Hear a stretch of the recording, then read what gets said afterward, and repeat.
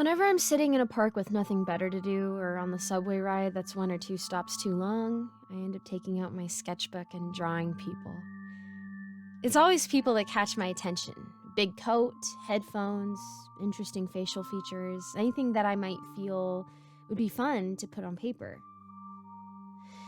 It's mainly for practice, but the people I draw sometimes notice, which can be a bit embarrassing if they ask me to stop. All the same, it's a good way to practice my art. Though, something happened to me recently and now I feel like I should stop.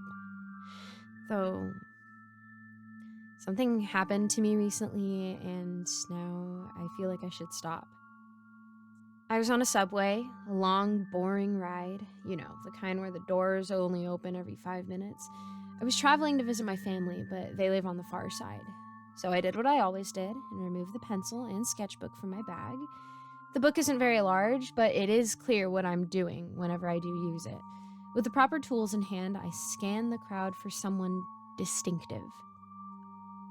I found this distinctive someone in the form of an old, shriveled-up lady, hunched over and reading a book. I liked her as a subject, not only for the interesting features in the form of wrinkled flesh and sun-damaged skin spots, but the book she was reading looked ominous in a way I can't quite describe. Its indigo hardback with no distinctive features other than a golden eye decal was something that struck me. So, I began letting my pencil dance down the page with light, messy lines. I wasn't going for anything too detailed after all. After about 10 minutes of this, I was mostly engrossed in my drawing. Though when I looked back up at her for reference, I saw she'd abandoned her book and was staring right at me. Her eyes bored into mine, instantly sending chills up my spine, unblinking, unmoving. I let out a nervous laugh. "Sorry, ma'am, I thought you were pretty, so I wanted to draw you." I smiled politely, sheepishly, but she gave no reply. She simply held that gaze of hers. Even as I broke eye contact, I could still feel her looking at me. "I can stop if you want," I tried, but to no avail. She was clearly upset, so I placed my supplies back into my bag. She didn't stop looking at me, but luckily my stop was the next one. When the doors opened, I said to her, "Have a good day," before hurrying out of the door with unease filling my stomach. I could feel her cold eyes on me, even as the subway door shut. It was strange, I thought, but decided not to let one odd encounter ruin my day. When I finally reached my family and got settled, I told them about this encounter. "Old folks do that sometimes. Maybe she was hard of hearing or something," my sister assured me with a light-hearted pat on my back. "Well, can I see your sketch of her?" I took out the book and handed it to her, allowing her to do the honors of looking for the page. "Wow, you got a lot done in 10 minutes. But I thought you said she was looking away from you." "I did."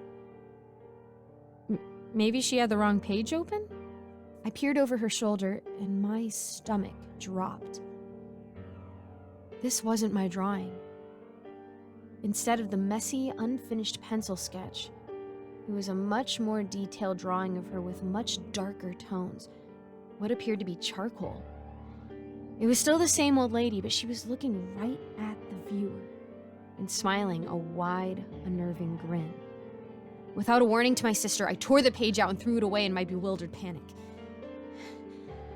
Have I made a mistake? I didn't mean to do anything wrong.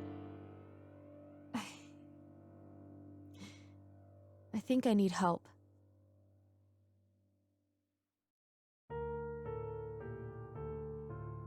Because of everything that had been going on into the world, I found myself having problems living in my apartment. My job kept cutting my hours. I had savings, but I didn't want to go through it. I would have to start cutting costs. No more ordering food, no more snacks. Maybe beans and rice for a month. Aside from my incoming money woes, my roommates were the worst. They had been forced at home, and I liked the 2 people I lived with, but after they lounged around the apartment, I found I only liked the idea of them. They'd gotten lazy without a job. Or maybe they were never around enough to create much of a mess. My country dealt with the lockdown much different than I heard others had. people who had full-time jobs that had their workplace closed received a percentage of their wage every month, and my roommates found they could live with a lesser amount. I was deemed essential and kept working, much to my dismay. That was my frame of mind when I started to look for somewhere else to live. I officially wasn't on the lease, so I could leave any time. I would give them the last month's rent and plenty of notice before instead of just leaving. After one roommate exploded, God knows what in the microwave, I started to doubt if they deserved any respect at all. Aside from my unaware tormentors, I had another reason for wanting to leave. A cat. The cutest cat I'd ever seen in my life. But roommate number 1 was allergic, and roommate number 2 fed his childhood cat to nearly 30 pounds and an early death. I could not trust him to not sneak any pet snacks behind my back. I started to look for something, fully doubting I would not be able to find a place before my time ran out. The cat I was looking at was at a shelter. I'd be happy if he went to a good home besides mine. But I never wanted anything so badly before.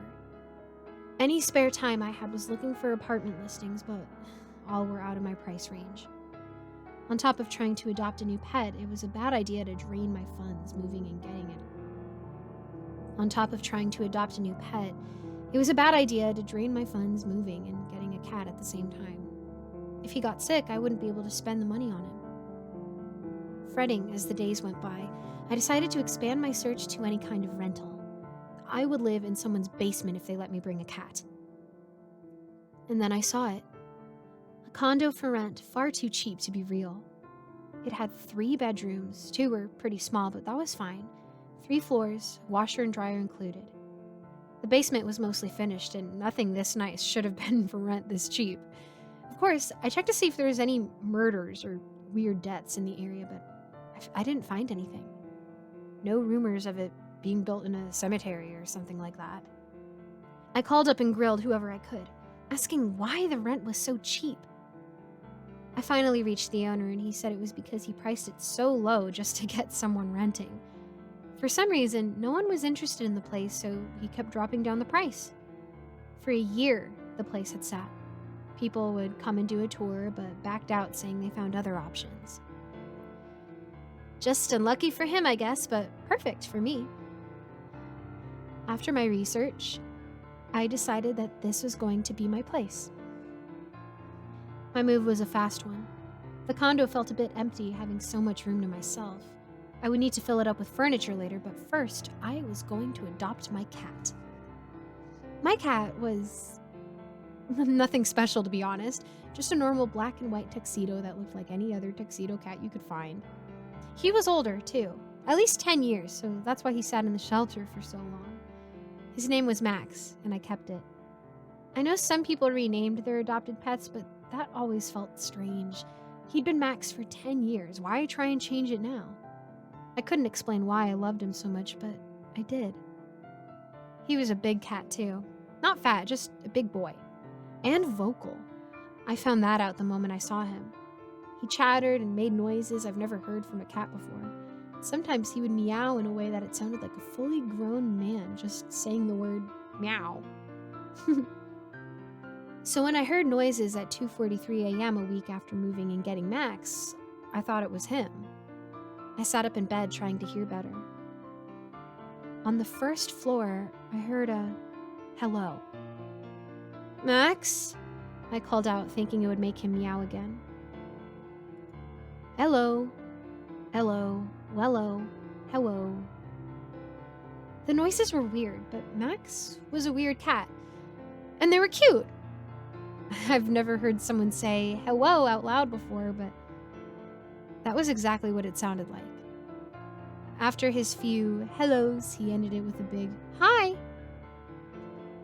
He woke me up at least 2 nights a week with his weird hellos. I tried to record the noises to show people, but every time I touched my phone, the noises stopped. Like he was taunting me. I knew cats had a good sense of time, but I had no idea he kept crying at 2:43 on the dot. The noise was cute at first. I could snicker at him and then go back to sleep. But then I got a shift change, so I had to wake up at 5 a.m. for work. Suddenly, the cute hellos waking me up at 2:43 a.m. wasn't as cute. I have issues sleeping. Once I'm awake, it takes me at least 30 minutes to go back to sleep. And I was very bad at going to bed one time. When my shift changed, Max started to wake me up every night at the same time. Downstairs, clear as day, he cried out, "Hello! Hi! Hello!" I loved this cat, but I was getting cranky from the lack of sleep. I made sure he was fed before bed. When I went downstairs to check on him, he was sitting in his chair by the window. His food bowl and water dish were full. He had a toy stuffed with catnip, and I didn't know if that was making him hyper in the middle of the night or not.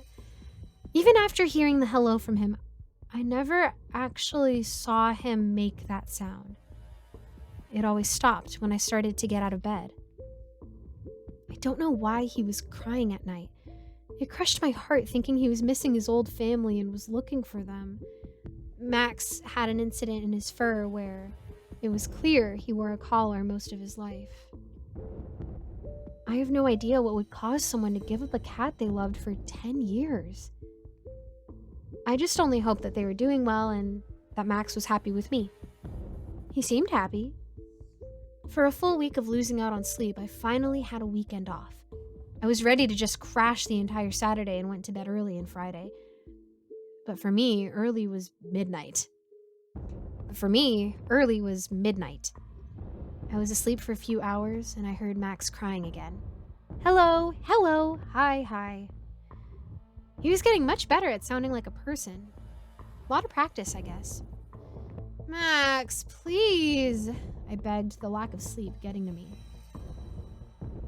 I opened my eyes and, in the dark, I had enough light from the streetlights outside to see a shape on my bed. I squinted just as a little cat head turned towards me. I was so happy that Max finally trusted me enough to sleep on my bed next to me before it dawned on me. The hello came from downstairs. Only a second ago. Max was a big cat.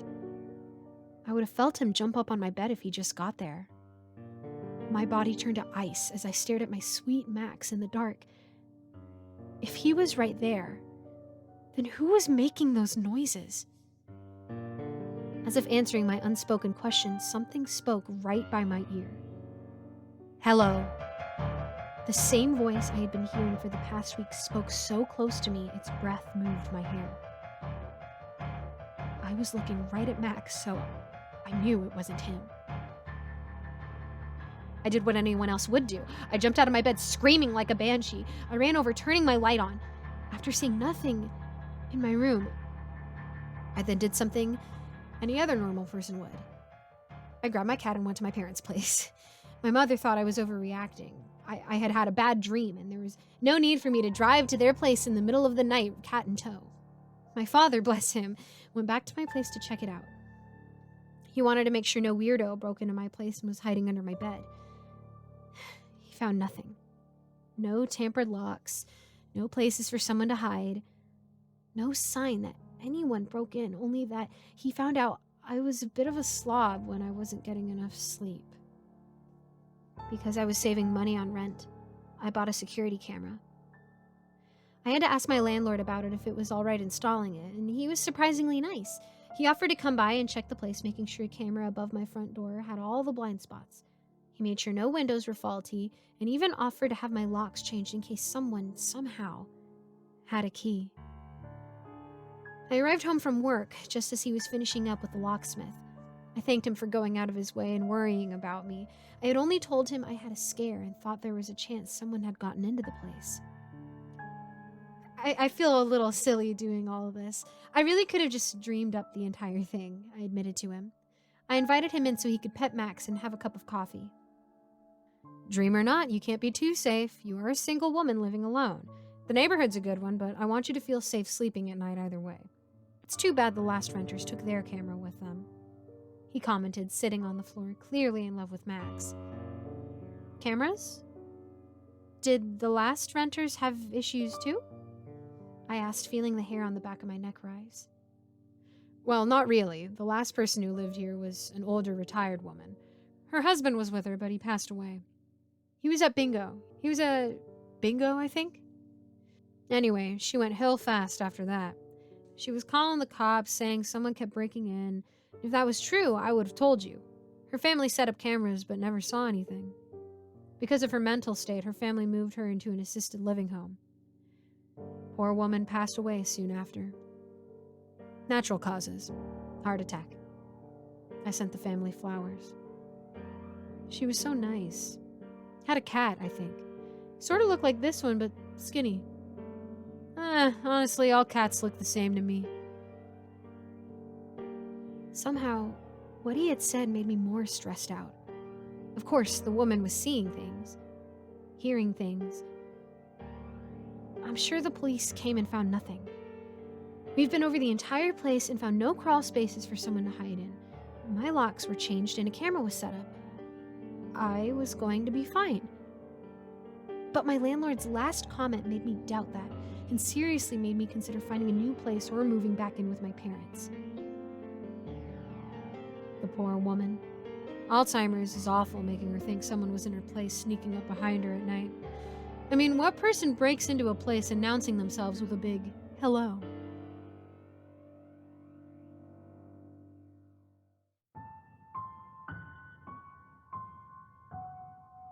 I don't know where it came from, so I almost deleted the file.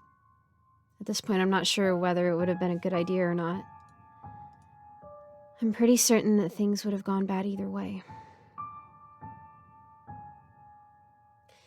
Why you need to install your ring right now. That was the subject line in an email I wasn't expecting. I just moved into a new apartment in a new city after seeking a new start, and it's the first time I've ever lived alone. My parents had insisted that I install a ring immediately, so my first assumption was that the email was a standard message from the company that all first-time buyers get. I was wrong. There was no text in the email. It only contained an attachment called 08251913120922.mov. It seemed like an obvious candidate for trash, but its tiny thumbnail caught my eye. It looked like an image of a human face, but just wrong enough to warrant a second glance. Paranoia kept me from clicking it, but then fear of missing something important pushed me forward. What harm could there be in checking? I opened it. I flinched as the face filled my screen. It was leaning into the Ring camera, standing on a porch I didn't recognize, and smiling. I couldn't tell the age or gender of the person, who was shaved bald and wearing white makeup on their face and scalp. They smiled and stared with bloodshot eyes, seemingly giddy, and not moving. The video feed had no sound of any kind, but that only made the picture even more unnerving. I felt like a giant spider's hairy, bristly leg was raking my spinal column up from the inside. I wanted to click away, but felt frozen. I stared at the face for several seconds as it held almost completely rigid, with only the slightest movements betraying the fact that it was a video feed and not a still shot. I'd almost decided to click away when the video switched. This clip showed the door opening and a woman, presumably the home's occupant, stepping onto the now empty porch. She looked similar to me in height and build, and was probably about my age as well. Her face was etched with deep concern, bordering on fear. The woman wrapped her arms around her chest and shuddered as she glanced around the porch as though she were looking for something. My blood chilled as the video switched to another shot of the white makeup face. It was even closer to the Ring camera now. This video took place during the night. The face was panting heavily, mouth open in a smile, as a thin glob of drool gathered on their lower lip. A few seconds later, the video feed switched again. The occupant was talking with two bored-looking police officers. She pointed a shaking finger at the ring camera, and then toward her face, as though indicating the way the stranger had leaned into it. One of the officers lifted his palms and shrugged his shoulders as the other stared, bored, down the street. This video ended with the first officer handing the woman a business card before the two of them left. I jumped slightly as the next video clip popped up suddenly. The white face was back. It was licking the camera furiously. Its wide, pink tongue pressed so hard against the camera that I could see taste buds with every lap. Ugh. The next video showed two different police officers talking with a woman on her porch as she cried. The police seemed annoyed. They left again without exchanging any information. The next video featured the white face slamming its head against the camera. It was nighttime again. Tiny, blurry flecks of blood marred the screen. That quickly switched to a daylight scene with a swarm of uniformed people milling around on the porch. As I looked closer, I could see that most of them were paramedics. The front door burst open and a gurney rolled out. Though bloody, I recognized the homeowner's lifeless face, tilted to the side and staring vacantly into the camera. That's where the video ended. I held still long enough to hear my own pulse. I jumped when the doorbell rang. I cursed under my breath for failing to finish the ring installation, which would have allowed me to see the stranger from my phone. I didn't relish the idea of confronting my visitor, but was more terrified at the prospect of leaving things a mystery. Slowly, I rose from the chair and padded across the living room. I don't know why I was trying to be quiet, since I was determined to open the door, but it seemed to make sense at the time. Step, step, step. My own front door stood in front of me, now menacing instead of familiar. I considered the childhood wisdom of running to my bed and hiding under the covers where no attacker had the power to harm me. But I stood my ground. With a shaking hand, I grabbed the knob and turned. Taking a deep breath, I opened the door and looked out to the porch. It was empty. I exhaled a sigh of relief. That sigh cut off. I leaned in closer to the Ring camera. I had installed it, but not yet activated the software. This fact would not be apparent to any potential visitors. My heart leapt to my throat as I silently begged it not to be true. But right before me, coating the Ring camera in the exact shape of an eye socket, was a thick layer of white makeup.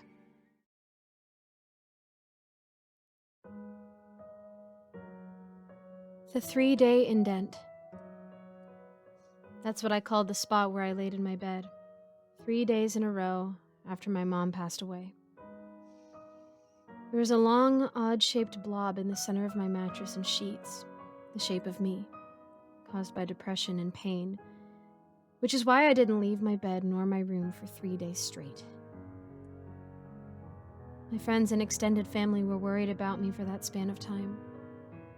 It's not that I couldn't leave my bed or eat or function like a normal adult. I just didn't want to, and I didn't have to. Sarah, my best friend, had a key to my place. She used it when she brought me dinner. I had Tupperwares full of soup that could last me for days. She was really the only one to see me in person during that time. Everyone else texted me at least once a day, more so if I had the energy to respond. Hey Alex, how are you? I'm sorry about your mom. Let me know if there's anything I can do, and I mean anything. Basically, the same messages over and over, as if I needed another reminder that my mom died. As if watching her die wasn't enough for me. Lung cancer took her.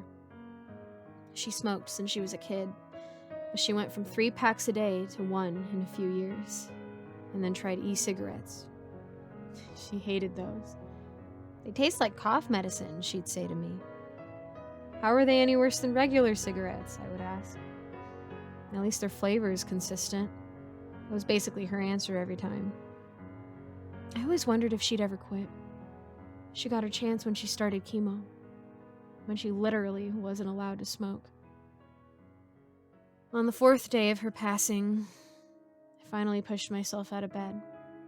Despite my misery, I had things to do, people to talk to, and work to attend.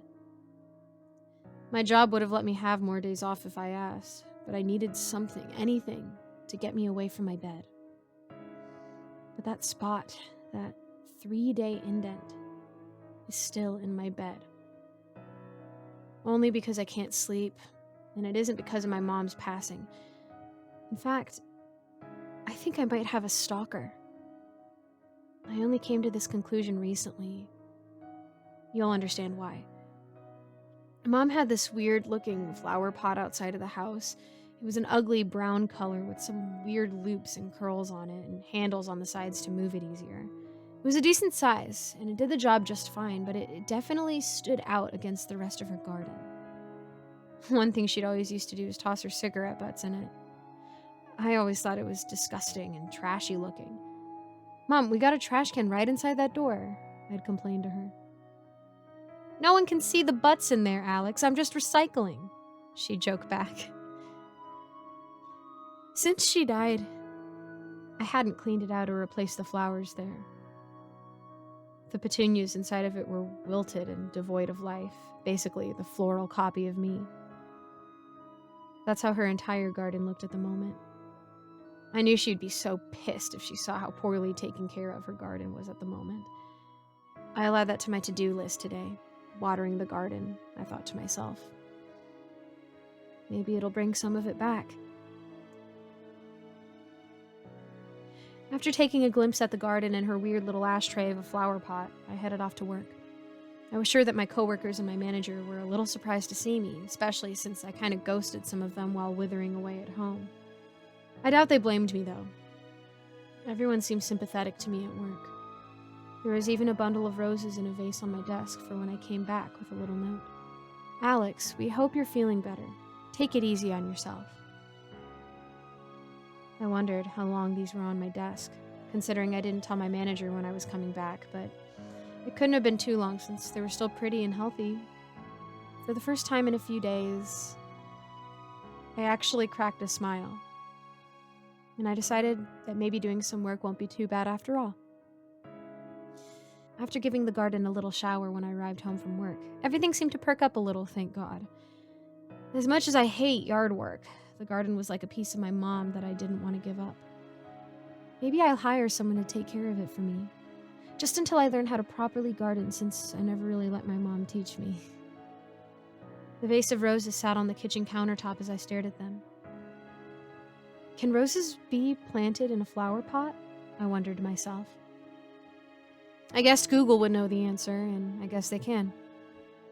I unwrapped the little piece of twine connecting the roses and the note card, sat the card on the counter, and headed back out to the forgotten flower pot. It took a few to get rid of the cigarette butt soil and nasty bugs, but after I cleaned it out and replaced the soil, they actually looked pretty good. I think my mom would have been proud of me too.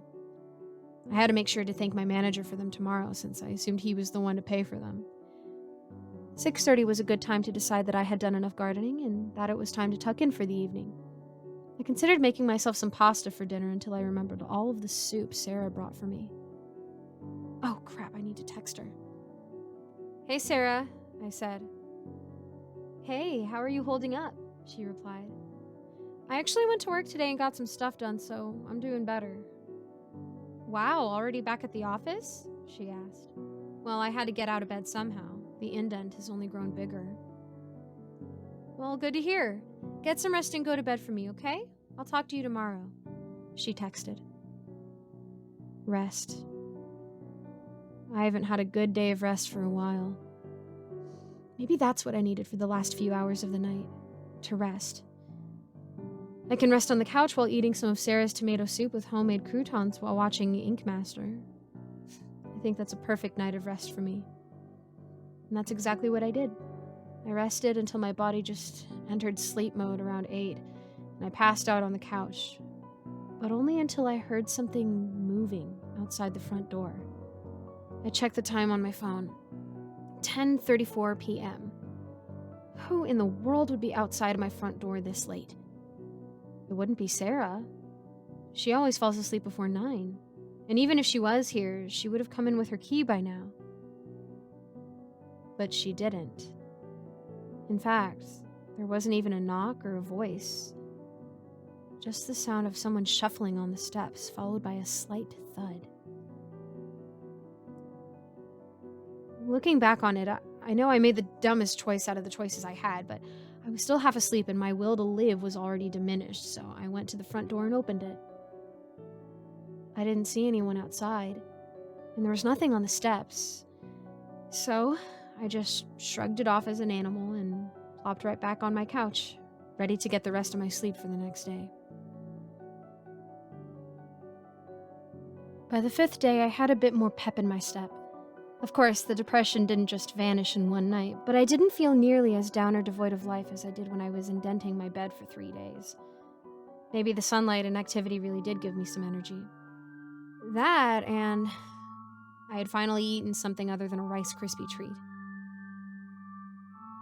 8:24 a.m. I was ready to head out the door and tackle whatever dumb task I had to do at work, along with thanking my manager for the roses. I grabbed my purse from its hooks on the wall, locked up the door, and had a slight fall right at the corner of the sidewalk. Ouch. It took me a second to get myself off my walkway and back on my feet. Oddly enough, I was comfortable where I was laying. Until I heard someone walking past my house. I couldn't let anyone just see me laying on my back in the yard. It's so embarrassing. My knee kind of hurt since it was the first thing to come in contact with the pavement, but other than that, I was all right. My purse and its contents were scattered through the grass just a foot away, and my phone was luckily still in my back pocket. What the heck did I trip on? After gathering what belonged in my purse, I checked out what I had tripped over. It was a small plastic flower pot with a colorful arrangement of petunias inside. The flowers were slightly messed up due to my foot kicking them, but besides that, they were actually really pretty and in decent shape. Tied carefully around the flowers was a piece of twine and a little note card with someone's writing on it.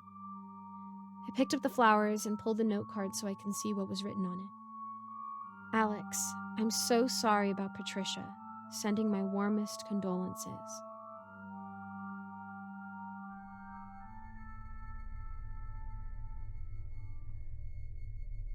No one called my mom Patricia. Any close friends she knew had their own nicknames for her, as did I. So the fact that this card included her full first name was more than bizarre. What was even more strange was the anonymity. If someone knew my mom well enough to call her Patricia, there would be no reason to not sign off on the card. At first, I wanted to write it off as a neighbor being sweet and not wanting to intrude, but after a while, I couldn't justify that.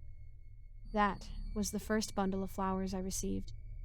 The next were daisies, and then roses, and most recently were the poppies, all with a note card that grew exceedingly creepier. Alex, Patty would have loved how you took care of her garden, as do I. Maybe one day I can help you with your yard work. Yes, I noticed the change from Patricia to Patty. But of course, it had to get weirder as the days went by, like I needed something else to pile on top of what I have going on. Alex, I noticed you outside a lot more. The new blonde look really works for you. Alex, we've never talked before, just a one-sided conversation from my cards. Maybe we should change that. Dinner sometime. The last note was from yesterday, and I'm worried I'll get another one tonight. I've tried to figure out who it's from by the handwriting, and I know what you're probably thinking.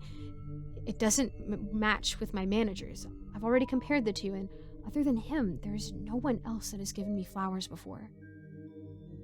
I don't really know who to contact since there's technically no threats implied in the notes, but the fact that this person knows where I live, my mom's name, I don't really know how to proceed. And now I just have multiple vases of flowers in my living room, slowly wilting away. And I wouldn't be surprised if I found another one tomorrow. I used to have a friend named Elliot. Me and Elliot used to be the best of friends, but we couldn't have been more different.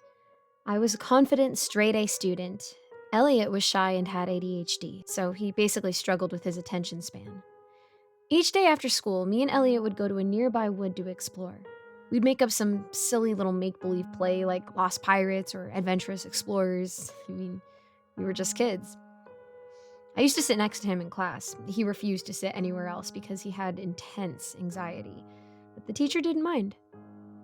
One day, 10 minutes before class started, Elliot arrived and sat down next to me. We were in 3rd grade at the time. Usually, Elliot would ask me for the math homework or ask me to explain the German assignment to him, but usually he'd ask me for the math homework or to explain the German assignment to him. But this particular day, his head was hanging low. He sat down next to me, quiet as a mouse. "What's up?" I asked, trying to start a conversation. He didn't respond.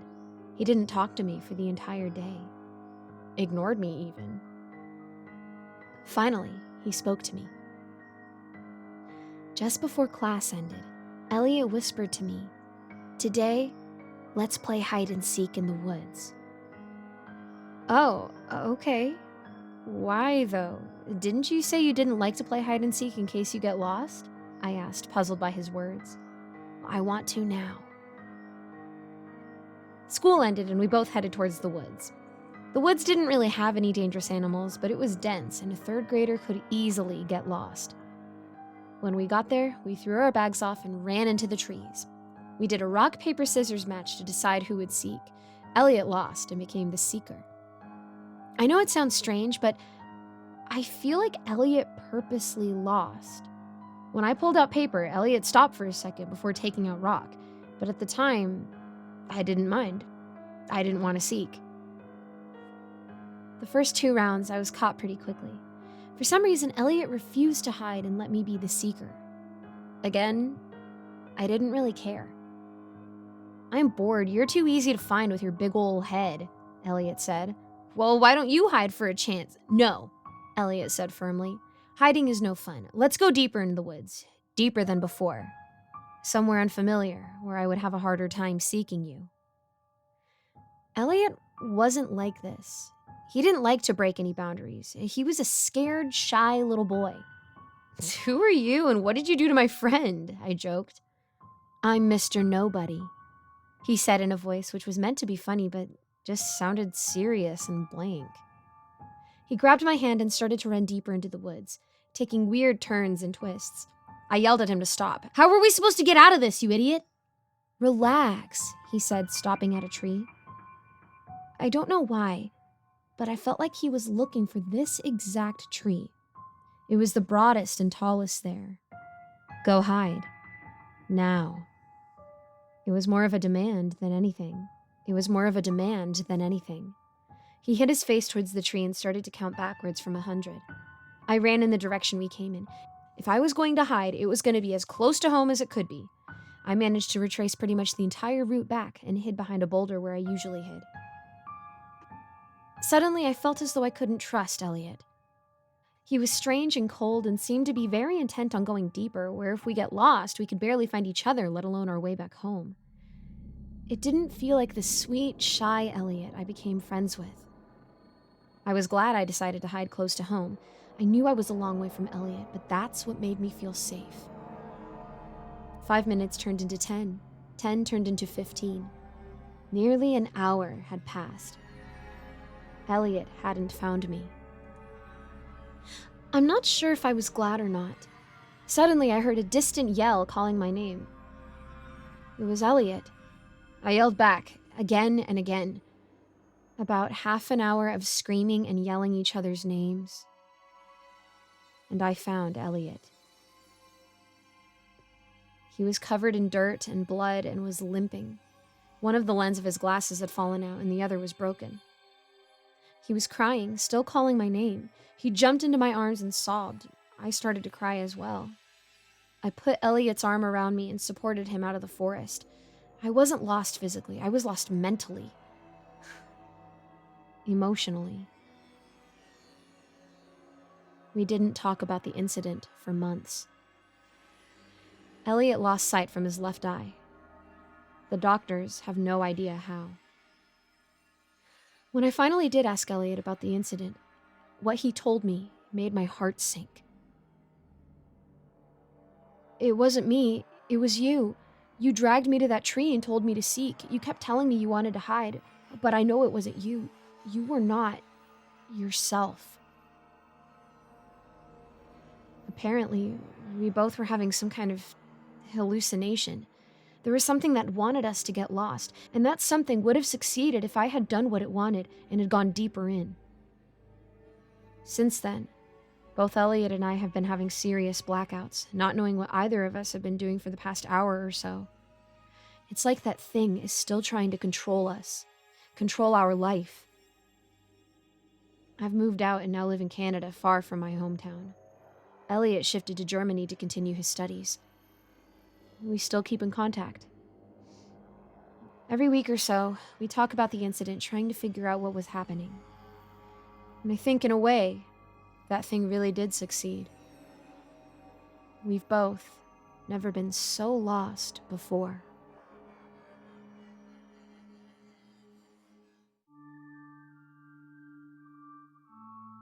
If I'm being honest, I've put off writing this for a long time now.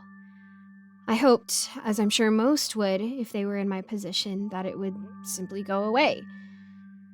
Okay, October of 2022 was a pretty stressful month for me. I'd spent a lot of my time finalizing my cosplays for Comic-Con. When I wasn't working, I was sewing and gluing and painting. It was nice to have a hobby that could just envelop my brain and hoard all of my attention. The end of October rolls around quickly, and I'm spending the last couple of days packing for the hotel, checking obsessively that I had the right shoes and hairbands packed. I'd been posting on my socials, as advised by my friend, about the event and saying how excited I was to meet everyone. It was true, of course, but I was more nervous than anything. The previous con had gone so smoothly, and we were bombarded with people asking for pictures and complimenting us. I felt so unprepared. So I was confident that this time I was entirely ready, expecting everything. I had received a message from a mutual on one of my posts asking me the typical questions like how long I'm going for, what I'm cosplaying, and where I was staying. I found the last question a little odd, although I didn't feel like it was anything malicious. People ask about hotels for so many reasons. To get drinks afterwards, maybe we're staying at the same hotel and can catch the train together. I answered the question vaguely, a few stops on the train, and thought nothing of it. They kept the conversation going for a while until it fizzled out into nothing but a "I'll see you later." The day we had planned to meet up to the hotel was a little stressful. We had issues with the hotel and transport was delayed. We were thankful, to say the least, that we had decided heading up on the day before con began. Wheeling our suitcases and hauling bags off foam weapons onto the train, we managed to grab some seats and settle down for the 40-minute ride. We spent a good chunk of our time chatting excitedly about people we wanted to meet and the things we wanted to do. For the intervals between our rambling, we both ended up on our phones, scrolling through TikTok and Instagram. It was about halfway through our journey when I received a message. It was from the mutual I had been talking to a couple of days prior. I opened it to a simple message letting me know that they had left for their hotel and are excited to see me. I replied with the "I'm excited to see you too," and then shoved my phone into my pocket. The train screeched to a halt and the doors opened with that gusty beep. Apologizing our way through a tight group of people, we stepped out onto the platform. It was cold and I regretted not wearing a thicker coat. The sun had begun to set and overly artificial white lights lit the dim platform. We took a seat on one of the benches as we pulled our phones out to check the next train we were to hop on. "Is this the one, platform 1? My friend held her phone out to me. "Wasn't it platform 3? I replied, glancing up at the screen above our heads, flashing town names and times. "Was it the 7 one? She asked, joining me in examining the screen. 6:45? I tried in a tone that I was hoping sounded a lot more confident to her than it did to me. After a couple more minutes of back and forth, we decided to head inside and ask at the desk. Entering the station, my phone began dinging like crazy in my pocket. I assumed it was lagged messages coming through as my phone connected to the Wi-Fi, and instead of pulling it out, I stuck my hand in my pocket and slipped it to silent. It didn't take the lady at the desk long to figure out which platform and train we were looking for. We thanked her profusely as she notified us that the next train was due in 2 minutes and we had to get across the tracks. Speed walking away, we headed for the elevator. We forced our suitcases in as quickly as we could and squished ourselves in behind them. "Is that your phone?" my friend asked as the elevator began to move. I turned my head to her, giving her a reaction and then slipping my hand into my pocket. My phone was buzzing as if I was receiving a call, but as I opened up the screen, I saw dozens of Instagram notifications. Before I could really look at them, the doors to the elevator opened and we rushed to the other side of the bridge to head back down to the platforms. We barely made it, lugging our bags through the doors as they beeped their closing warning. To our relief, the car was pretty empty and we managed to sit down together again. At this point, my phone had stopped buzzing, and having now nothing but 10 minutes of sitting and waiting, I pulled it out of my pocket again. I unlocked it and opened up Instagram. Immediately, I felt a shiver run down my spine. 88 messages from the same person, all from my mutual. I just want to state that I had never met this mutual, and we had maybe 2 conversations following this interaction, both of which had been about cosplays the other had done. I was more than happy to find and spend time with them at con, and I had let them know this early on. I clicked open the messages, and I assume my face conveyed the shock that I felt because my friend laughs and says, "What's wrong with you?" I scroll up in the chat to where the conversation begins and start reading. The first couple of messages are just general conversations. "Hi, how are you? Have you left yet? What time are you guys getting to con tomorrow? Are you going for drinks after?" But after that, very quickly, they become something else. I read the first line of a small paragraph before looking up at my friend and reading her the message. "Why didn't you tell me what station you were at? I could have given you directions. You didn't have to bother the ticket lady." My friend and I seemed to share the same reaction. Her face went pale and she switched seats so that she could read over my shoulder. The remaining 80 or so messages were all very similar, asking where I was heading and which hotel I had booked and why I hadn't mentioned it was X hotel and that we were lucky to make the train in time. Once we had skimmed the majority of the messages, I headed out of the app and instantly turned on my VPN, assuming this person was just trolling me and tracking my IP or something. We both sat beside each other, feeling uneasy for the remainder of the journey. When the train pulled to a stop, we wasted no time in grabbing our luggage and hopping off the train. Our hotel was only a little ways down the street from the station, and so we opted to walk. It wasn't too dark, and we were sure that we knew the way well enough. By the time we made it to the hotel, I think we were both more comfortable in the knowledge that we were alone. We checked in and headed straight for our room to unpack. I say that, but we really just took our wings out, hung up anything that would crease, shoved our suitcases into the corner, and threw ourselves onto the bed. We were excited and feeling it now, chatting away as we scrolled through the limited TV channels. "Do we have the Wi-Fi?" my friend asked, pulling her phone from the jacket she had thrown on the floor. As I landed on the kids' channel, I heard her ask for our room number as she logged herself into the Wi-Fi. I joined her, throwing the remote aside and signing myself in. The second that my phone connected, it buzzed.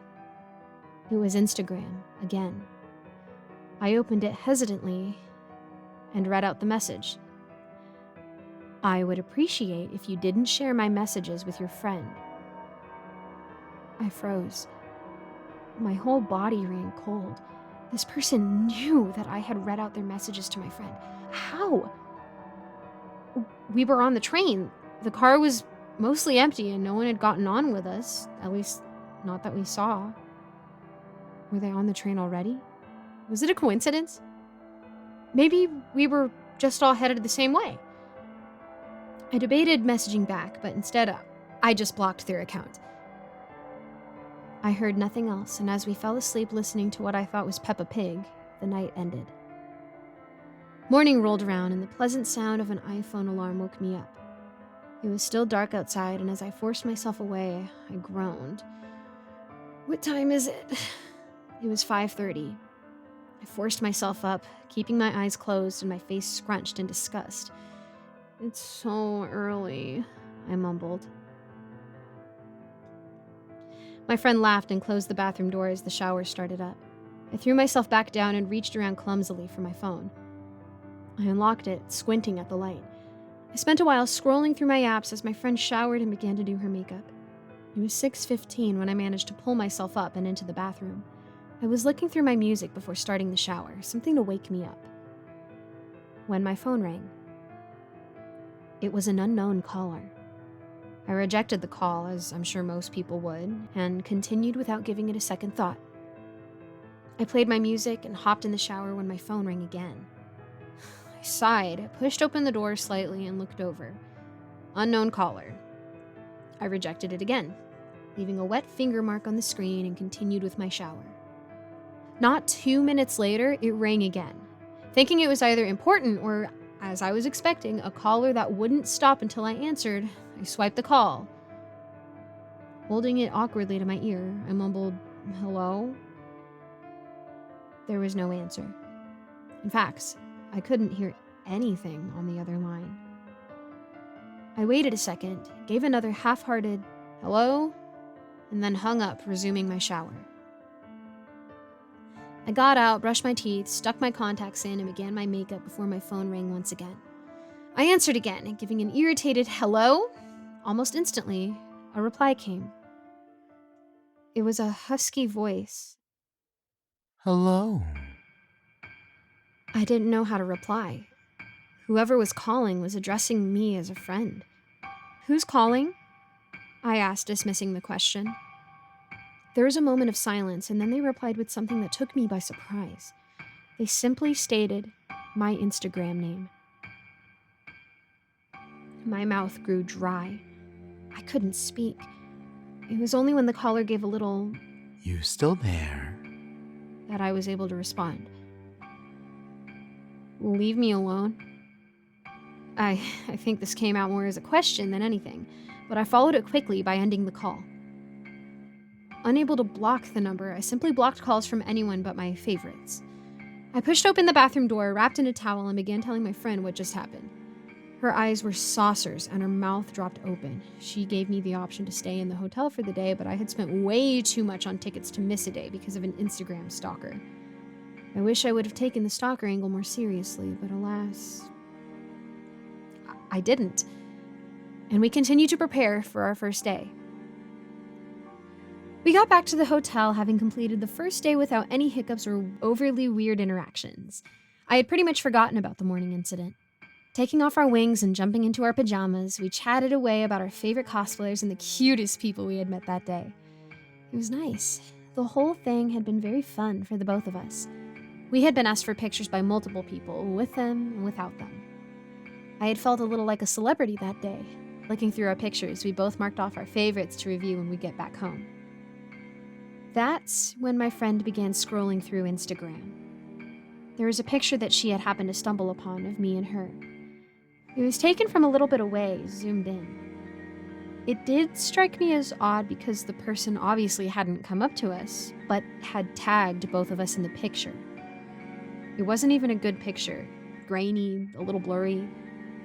I didn't think too much of it because, as I said earlier, people were taking pictures of us all day.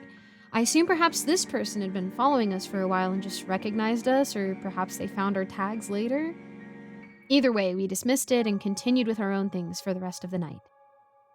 I had turned in a little earlier that night, and so when my friend's alarm went off at 5:30, I shot my eyes open and dragged myself into the bathroom. I barely glanced at my phone that morning, answering a call from my mom and a text from my dad, and then throwing it into my bag. We were out of the room by 7, and so we opted for breakfast. The dining area was cute. It was on the second floor and overlooked the busy street. We spent our time eating and chatting before heading off for 7:30. The day went smoothly, and we ended up leaving about an hour before the venue closed, aiming for a less crowded train. We managed to grab seats, although barely, and were entirely consumed in conversation when the doors closed and the train began to move. The journey back seemed quicker that day, and we sauntered off to grab some food, still in cosplay, at a small takeaway place. We watched the people walk by in their wings and outfits, happy with another good day. Later that night, as we sat watching a tacky horror movie on the hotel TV, my friend's phone buzzed. She grabbed at it quickly and instantly turned it to me. It was a picture of us, again, from behind, sat on the train. It looked as if it had been taken from directly behind us, mid-conversation, my head thrown back in laughter. They had tagged us. I was uncomfortable, clicking on the profile to see nothing.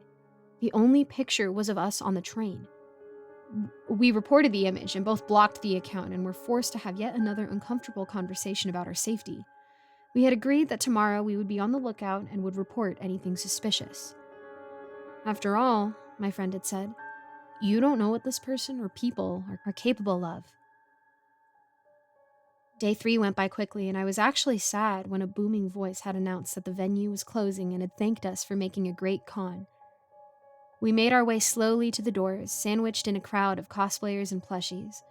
I thought I heard someone calling me then, but not by my name. I thought I heard someone call my Instagram user.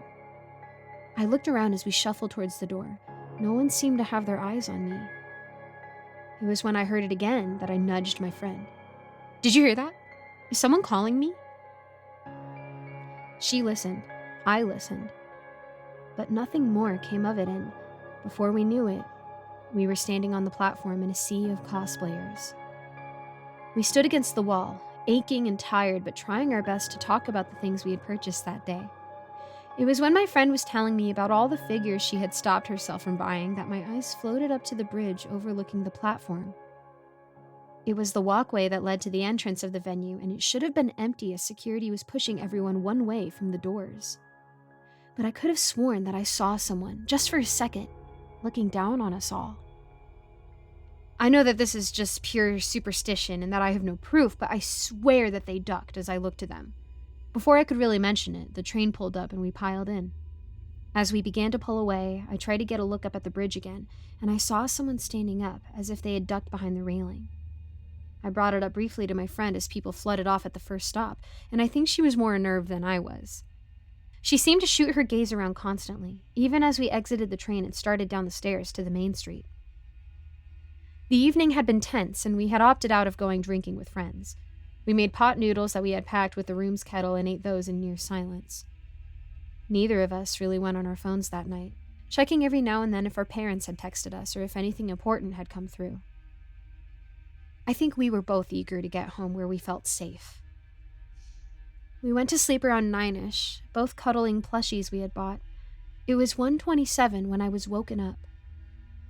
It was quiet, almost non-existent. There was a knock at the door. At first, I thought maybe it was my friend, gone and locked herself out for some reason, but I looked beside me and there she was, sound asleep. I listened intensely, trying to make out if the knocking was on our door or some other room. As I was beginning to think that it was another room, the handle began to shake. Someone was trying to get in. It only lasted about a minute, but my heart was in my throat the whole time. Blood was rushing to my head. There was silence. I stayed as still as I could, still listening. A few minutes had passed, and I assumed that it was over. Probably someone drunk at the wrong door. That's when the door beeped.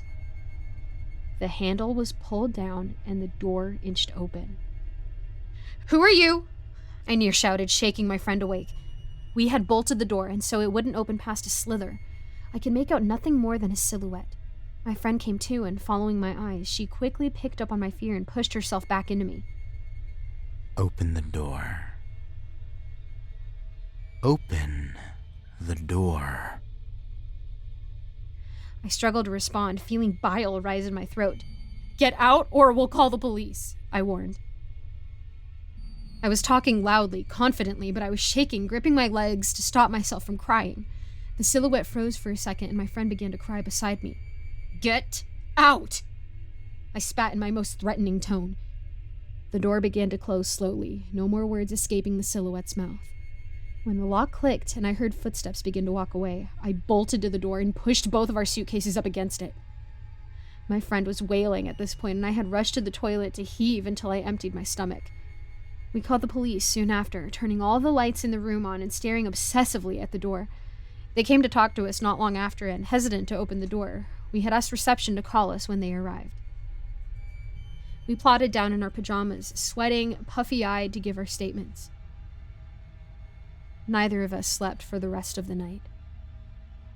When the sun rose, we packed the remainder of our stuff and called for a taxi home. The entire ride was silent, both of us looking out of our respective windows. I don't think either of us had the courage to speak. We stayed together for the next couple of days, sleeping in the same bed, obsessively checking the doors and windows every morning and night. We haven't heard anything from the police, and so I can only assume that the individual hasn't been caught. But I would bet that the mutual who had been so excited to see me was the one who had tried to break into our hotel room. My question is, how did they know where we were staying? How did they know which room we were in?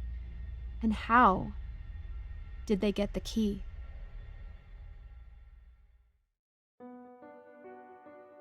I grew up with 2 brothers and 1 sister. My sister's 10 years younger than me, and my brothers are 6 and 4 years older. Twins don't run in my family. In fact, my family is quite small. Most of them chose not to have any kids, so the likelihood of anybody having twins is very small. But for some strange reason, people seem to think I am a twin. This only started 2 months ago. My name is Carly. Just Carly. Nothing else other than Carl's. My twin is named Penny. I've never seen her, and there's no evidence that she exists. People show me photos apparently she's in, and there's absolutely no one who could possibly be her in any of them. We're supposed to be identical, so I'd know if there was a me or a second me in a photo. And there never is. It started with a phone call with my mother. It was just a normal call, her checking in on me and updating me on things at home, when she said something that for some reason gave me chills. Penny misses you. She keeps sleeping in your bed and saying how weird it is not having her best friend here. Well, I've already been gone for a year, so when will she... Wait, who's Penny? Was my response. At first I assumed she was talking about my little sister Polly. When it clicked, she'd said Penny. Are you joking? Penny. Your sister? Do you mean Polly, Mom? No, I'm talking about Penny. You know, the girl that you spent 9 months in my womb with? The one you've spent almost every second with for the past 20 years? Mom, I have no clue what you're talking about. Oh, I gotta go. I love you. I'll speak to you later. That was the end of the conversation. I went to work and thought long and hard about what that could possibly been about. One of my coworkers, Jay, noticed I was lost in thought and asked if I was all right. Oh, yeah, just daydreaming. Still missing Penny? What? Who's Penny? What was that? I asked if you're still missing Penny. You wouldn't stop talking about her yesterday, and now you're dead quiet. Who's Penny? Your twin? At least it's what you told me. I didn't say anything back. I don't know anyone called Penny. I 100% never told anyone I have a twin sister, and I don't really miss any of my siblings. I see Drew and Miles quite regularly, and I was relieved when I moved out and didn't have Polly stealing my makeup and clothes anymore. Who could Jay have been talking about? Who could my mother have been talking about? I then realized I'd been saying I missed my dogs yesterday, but that didn't explain the whole twin sister thing. I went home not long after that conversation and decided to ask my roommate, Cleo, about it. Have I ever mentioned someone called Penny to you? I asked. Once or twice. She's your twin sister, right? No. I don't know anyone called Penny, but my mom and Jay seem to think I do. I explained everything to Cleo, and she seemed confused. She told me she'd seen pictures of Penny on my Instagram and showed me them, but I remembered posting those, and there was no Penny in any of them. She said I should go see a doctor, and that's exactly what I did. He asked to speak to my mother, and after that, she shouted at me. Said, whatever this was, I better stop because it's not funny, and then hung up. But I wasn't joking. I don't know a penny. After that, things seemed to get weird. People mentioned Penny more and more, and occasionally I'd ignore it or just nod my head, but after a while it became frustrating. I was perfectly mentally and physically healthy. I knew I hadn't just forgotten or gone crazy. There is no Penny. On Monday of this week, something even weirder happened. I got a text from an unknown number that just said, "Stop telling people I'm not Rizzle." I messaged back, "Who is this?" but got no response, despite the message being read immediately. I sent the number to my mom and asked if she knew whose it was, and she said it was Penny's. I'd had enough. Every time someone mentioned Penny, I'd say I don't know a Penny. I'd say I don't have a twin sister. I'd say she doesn't exist. People started to become angrier with me, though. They'd shout at me, even threaten me, if I said she isn't real. And the texts became more frequent. "I am Riddle. You know mid. Stip lang stop or else. Curly, you don't stop. I'll have to stop you." They're not entirely illegible, but there's something seriously wrong with them. Whoever sends them never replies to my messages, and when I block the number, they still manage to text me. I've even had a few missed calls from it. Today, I answered. The sounds that came from the other end were horrifying. Screams, scrapes, crashes, roars. And the worst part was the grainy, deep voice that just said, "I'm coming for you." Before I could say anything back, they hung up. I tried to tell Cleo, but she wasn't home. A note on the fridge said she was at her girlfriend's place and wouldn't be back until tomorrow. None of my family or friends answered my messages or calls. It's been 6 hours since I got that call, and someone's banging on my door. I don't know how much longer I have until whatever it is gets in. I'm scared to leave my room. I have no way of getting out of the apartment. I'm trapped, and there's nothing I can do.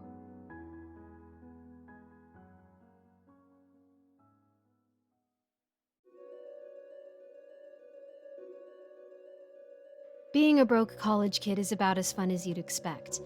I'd just been cut off by my parents, and I soon realized that I had to find some way to pay for my tuition. Now, being the desperate idiot that I am, this led me to look for whatever job I could find. After browsing a few online ads, I came across an interesting one. Bartender wanted for the Black Skull Tavern. Pays $50 an hour. The address was pretty much in the middle of nowhere, about 20 minutes outside of town. Something felt off about the whole thing, but that $50 an hour was pretty tempting. I figured, what the heck, even if it's just a scam, it's worth an application. I ended up getting a phone call a few days later, and the guy on the other end was pretty nice. His name was Charles, the owner of the place. I asked him if I needed any sort of training. He said the job was mine and that, "Don't worry, kid, you'll pick it up real quick." I was told to come down Monday night for my first shift. When I got there, the room felt dead. The place was empty, and all I could see was a wax-sealed envelope on the counter. "To our newest bartender, welcome to the Black Skull, home of the world's most mystic drinks. You're probably wondering why you've received this letter. This is a list of rules which include the responsibilities of your job, as well as some precautions to keep you safe during your employment. Please note that failure to adhere to these rules may result in severe injury, death, and other consequences which may be quite eternal. 1. Your shift begins at 12 p.m. sharp and ends at 6 a.m. Do not attempt to exit the bar at any time during your shift. We're still trying to wash the old guy off the wall in the back. Okay. 2. Make sure the patrons are happy. Smile, make some small talk. If they ask for another round of the same drink, give it to them for free. Although they may seem human, They are not, and therefore deserve the utmost respect. Otherwise, you might walk out of the bar without your eyes. 3. At 2:15 a.m., the vodka will run out. It doesn't matter how much customers drink, the bottle will always be empty. You must go into the basement to get a new bottle. Once you grab a new bottle off the shelf, it's going to burn your hand. No matter what, don't let go. If you drop it and the inhabitants behind the bar don't get their fix, they won't take too kindly to it. 4. If an older gentleman with amber eyes walks in, make him an old-fashioned and refer to him as Mr. Lucius. He will ask you your name. Don't hesitate to lie through your teeth, but no matter what, do not give him your actual name. You are free to converse with him as you please, as long as you do not make direct eye contact for too long.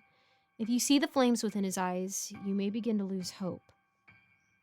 5. With the exception of Rule 8, you should not be in the basement at any time other than between 2:15 and 2:20 a.m. No matter what you hear down there, ignore it. These are simply rises to try and get you to open the door. Don't open it. 6. Under the bar, you'll notice your bottle of vodka as previously mentioned. Yeah, it's not exactly vodka. Without exception, pour a shot's worth of the stuff in each drink. Let's just say it's what keeps the drinks interesting for our clients. 7. You may have noticed the revolver under the bar as well. Make sure to keep it close at all times, as there are many situations in which you might need it. If a young woman who goes by Madison sits at the bar, don't hesitate to shoot her. If a gentleman wearing a Civil War uniform steps in, make sure you shoot him directly in the heart. In the unlikely event, make sure you shoot him directly in the heart. In the unlikely event that the whole building goes dark, put the revolver to your head and pull the trigger. You're pretty much screwed if this happens, and eating a bullet is a better alternative than what Mr. Lucius has in mind for you. 8. If the bar is empty and Mr. Lucius comes up to you, say verbatim, "What service shall I perform for thee?" Do whatever he says, and make sure he isn't bored. Later in the night, Mr. Lucius will tell you to come with me. Follow him down to the basement. When you reach the bottom of the last step, he will ask you a deep, personal question. The question varies from person to person, but it will always be personal in nature, and almost always a shameful one. You will be overcome with an enormous sense of guilt wanting to say the truthful answer. However, you must use all of your willpower to lie. If you cannot produce an acceptable answer, you will black out and feel nothing. When you wake, you will feel weightless, as if you do not have a body. It is only then that you will realize that your soul is trapped in a bottle to be consumed by the very abominations you serve. If, however, you manage to tell a convincing lie, you will wake in the booth at the corner of the bar. When you check your watch, it will be 6 a.m., and you may leave while continuing your day as normal. Congratulations on the new job. Charles. This guy's just screwing with me, I thought while staring at the letter. I chuckled for a second, appreciating Charles's odd sense of humor. That was until a customer came through the door. He was an old man with fiery amber eyes. He took a seat at the bar while I was scared out of my mind, trying to remember what the heck I should do. I then thought back to the list and then said in a shaky voice, "What service shall I perform for thee?" "Pour me an old-fashioned, would ya?" he asked with a smug grin. I had only ever served drinks to friends at parties, and even then I was mostly mixing random crap together. Crap, how do I make an old-fashioned? I thought, trying to find some way to save myself. "Pour in some whiskey, add an orange slice, a bit of sugar, and some bitters," the old man said. I did as he said, not wanting to piss off whoever or whatever I was talking to. "You're new here, aren't you?" the old man questioned. "First customer I've served," I replied. "It's a pleasure to meet you, Mr. He cut me off before continuing. "Lucius, yes, that's right. It's great to meet you too." We began to make small talk, yet I still couldn't shake that coincidence with the rules. After some time, he asked me a strange question. "So, what's your name?" I stood there confused. "I'm sorry?" I asked. "What's your name, kid?" Just then I felt a sinking feeling in my stomach. How is this still a coincidence? I told him my name was Jackie in accordance with the rules. "Oh, Danny. No one likes a liar now, do they?" My heart froze. You're shaking in your boots right now, wondering how I know your name or why you have to follow that list of rules. Don't worry, I don't bite. Just as I saw the flames in his eyes, he said, Come with me to the basement. I'll explain everything.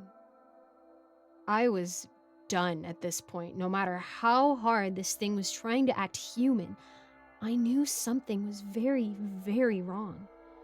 No list was going to keep me safe from this man, so I did the only thing I could think of. I took the revolver from under the table and shot at that abomination. In a split second, the thing pretending to be a man lay limp on the floor like a rag doll. As I ran for the exit, just as I was about to swing through the door, the old man called out to me. Just as I was about to swing through the door, the old man called out to me. You made the wrong choice tonight, kid.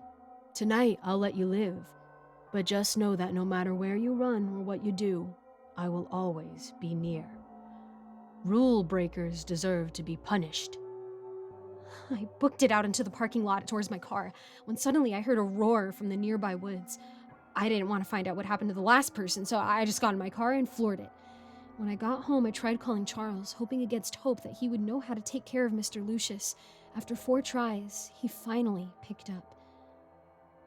Charles, that old man with the amber eyes, he said he's after me.